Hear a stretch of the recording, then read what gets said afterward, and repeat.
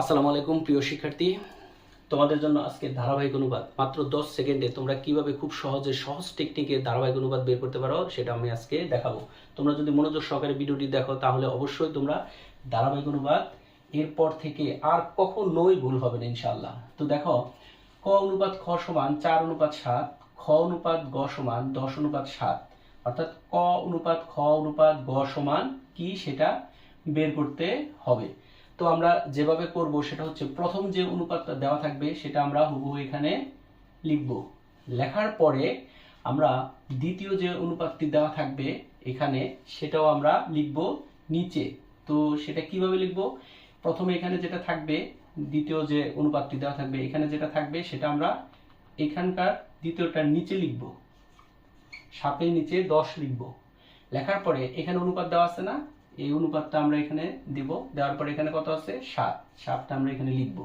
লেখার পরে এই অনুপাতটা আমরা এখানে দিয়ে দিব। দেওয়ার পরে এখানে যত থাকবে সেটা আমরা এখানে লিখে দেবো, অর্থাৎ এখানে 7, এখানে 7 দিয়ে দেবো। এখানে যত থাকবে এখানে ততই হবে। ওকে, এখানে অনুপাত আছে, আমরা সেই অনুপাতটা দিয়ে দিব। ডান পাশে এখানে কত আছে? 10। এই 10টা আমরা এইখানে, এই 10টা আমরা এখানে লিখে দিব।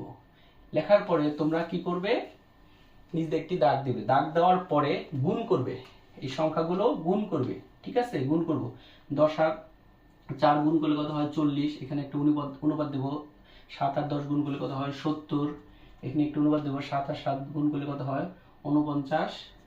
ওকে, তো দেখো আমরা যেটা পেয়েছি সেটা হচ্ছে ক, এটা খ, এটা গ, অর্থাৎ ক অনুপাত খ অনুপাত গ সমান 40:70:49।